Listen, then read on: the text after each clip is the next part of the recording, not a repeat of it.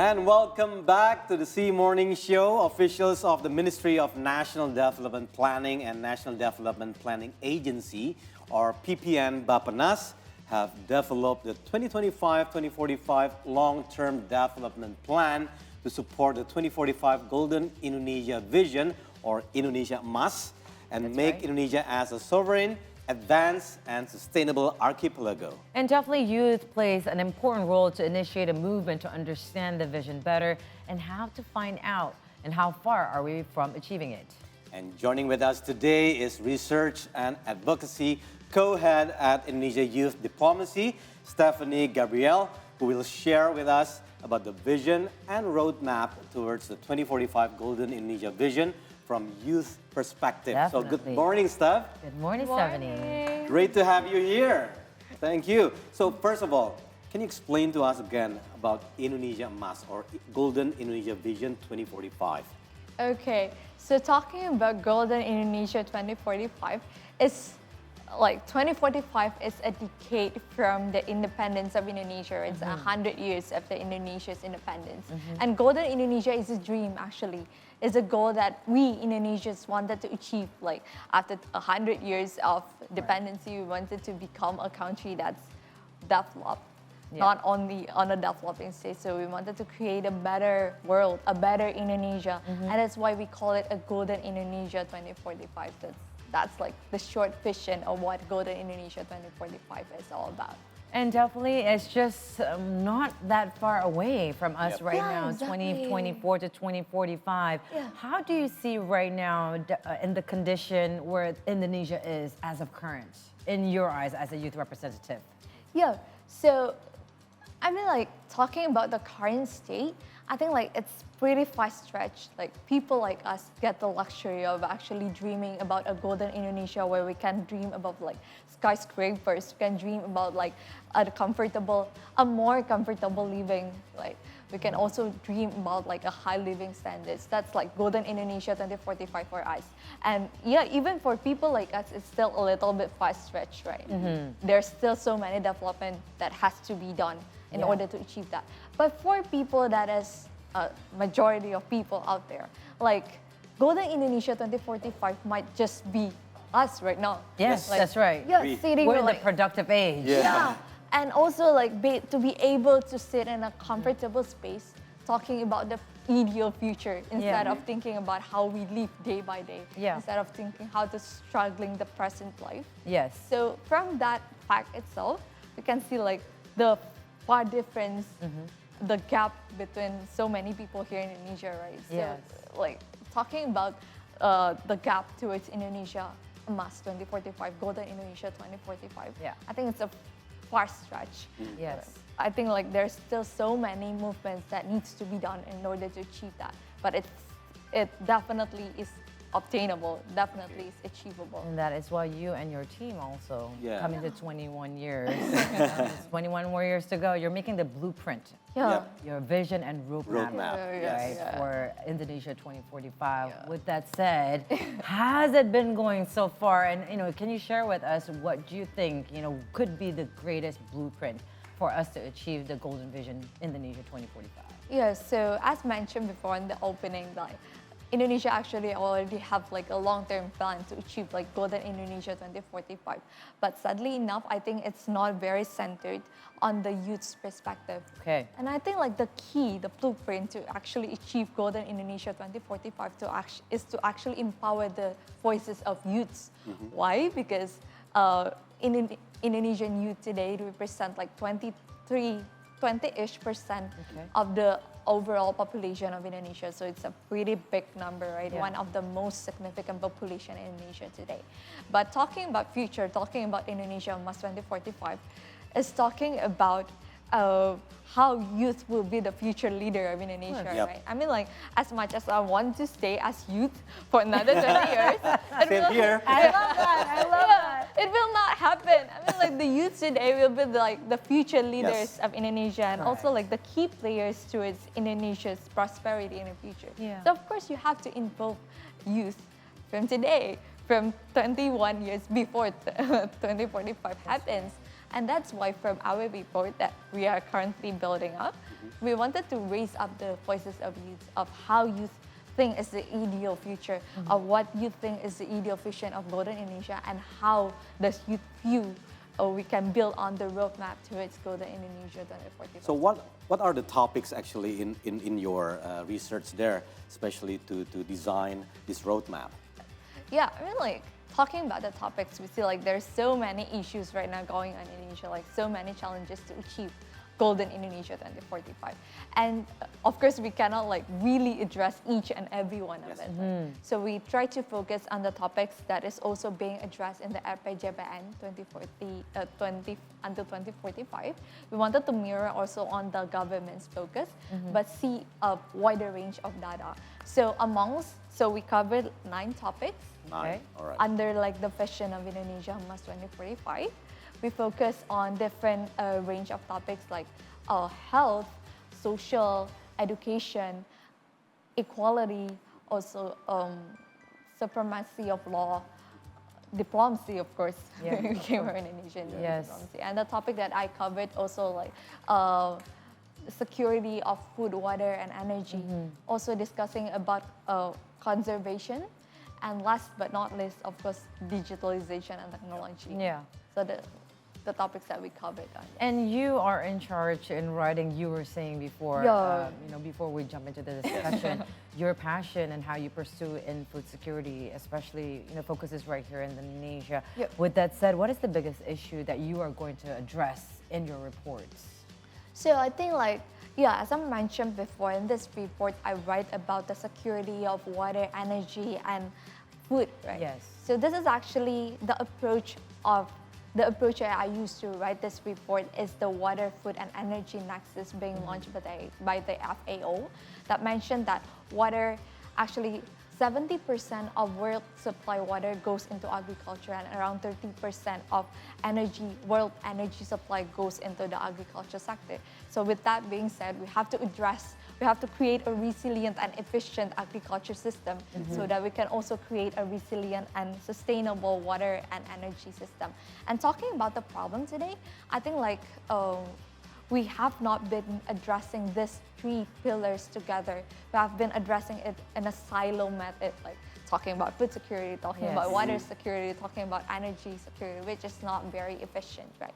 And that is also why, like, when climate change happens, when El Nino happens, when like drought happen everywhere, the food security is being damaged because the system is not very water resilient, right? When there is a limited supply of water, the rice supply drops as well. And that is not very resilient. So we have to create a system that is very resilient among these 3 pillars to create like a sustainable future. So integrated out of these 3 pillars because it is the foundation. If you don't mind, Tommy, I have a following question. It's just because Indonesia is known to be a very rich country with many natural resources. I mean, some would say anything you plant in Indonesia, it will bloom, and you can make out of it. So why is there food scarcity? I mean, especially in the food security factors. In your eyes, why would we kind of have this as a challenge, and why would it impact the Indonesian people? Yeah, I mean, like, talking about resources, of course, Indonesia is one of the richest countries. Just like you mentioned, we have everything here. We have so many different foods that, like, when foreigners come to Indonesia, what's this? What's this? I've never seen this all my life, right? Yes. So it's that rich. But the problem is, as I mentioned before, like, our agriculture system is not resilient enough. So there's so many food loss happening. There's so many failure in plantings.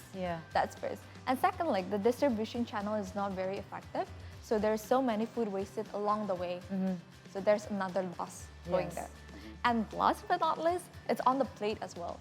Like, to be very honest, like, so many people wasted food on that plate. I do that sometimes as well because, like, so many factors is triggering that, right?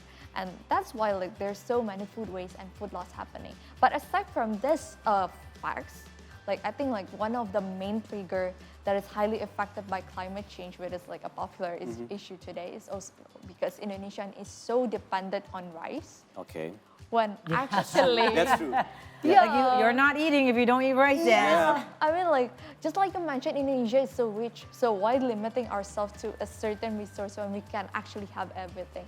And that's why, like, just like what I mentioned before, like rice is very water intensive, right? So when El Nino happens, water supply decreases. Yes. Like rice planting failed, and that's why like there's a scarcity in rice, and that also equals to the level of food security in Indonesia right now. So the finish line of your report or your research is actually recommendation, right? Yes. So how do you bring this and to get this on track based on your calculation? Yeah, so of course we are currently still on the process of writing the report. We plan to pre-launch a report on the 17th of August. So as a present for Soon. Indonesia. All right. Yeah. Yeah, so it's like a present from you to Indonesia to celebrate the Independence Day, right? And yeah, after that, the report will be publicly available on our website. Okay. So please do access it to our website. And after that, we plan to also engage with more governmental sectors, with more stakeholders in order for them to give opinions and actually adapt the recommendations that we put on the paper. So hopefully. And make it real, Make right? it real. But walk the talk. How is it so far to collaborate with government officials? Like you've been here for almost a year. So can you share with us?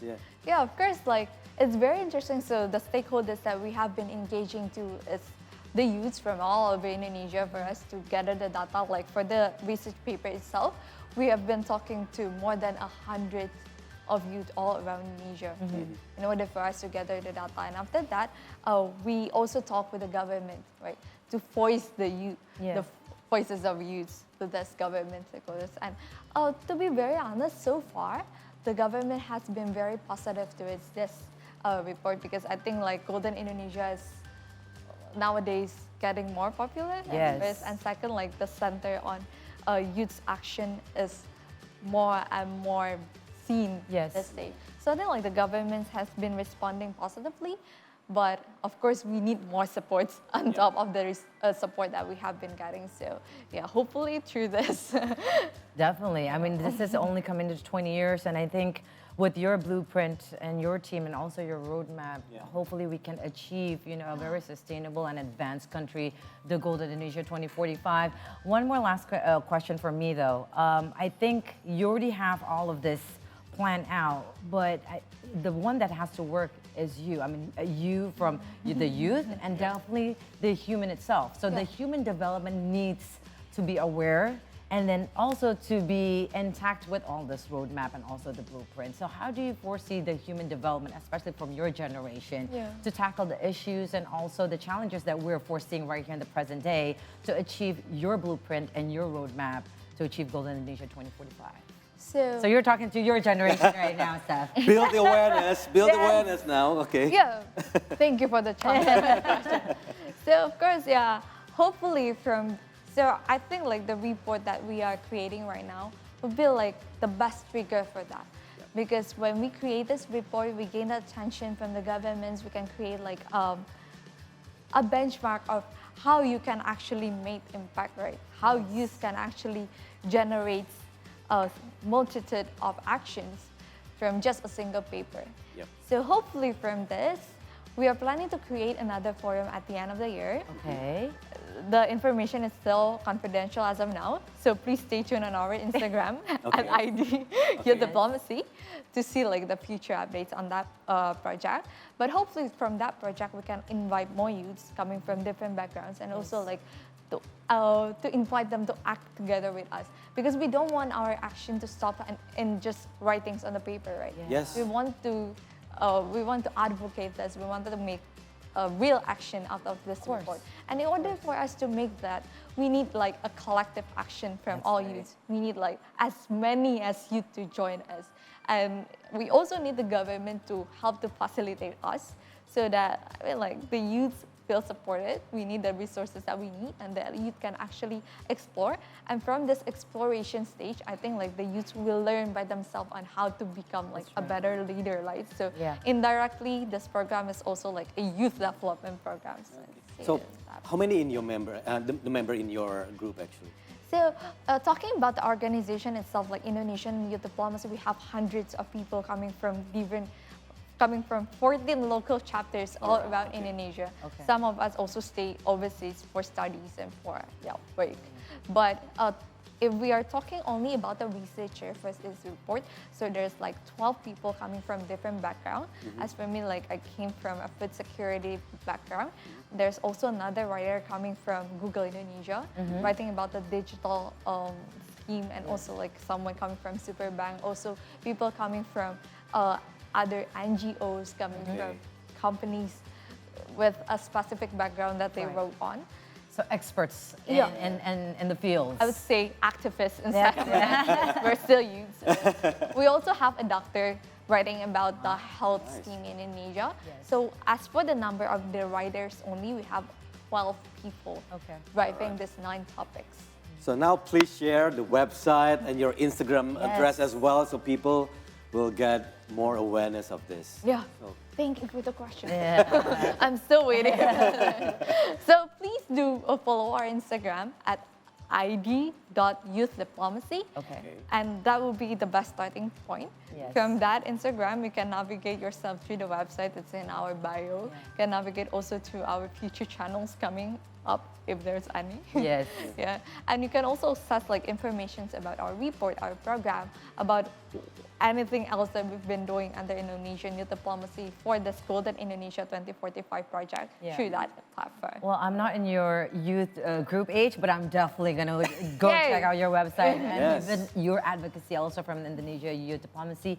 Thank you for doing your part and also your team. And Thank you so much. Indonesia is in safe hands having you guys as the pioneers in this current age and into the future to 2045. Especially to talk more topics about it. We talk about food security and we have more like 8 more. Because in 20 years we'll be enjoying our we'll be like enjoying the retirement days already. All right, thank you again, Stephanie. Thank you, Steph. Thank you for coming. Okay, now we are set for a commercial break. When we return, we bring you the world headlines. You're always welcome to our studio.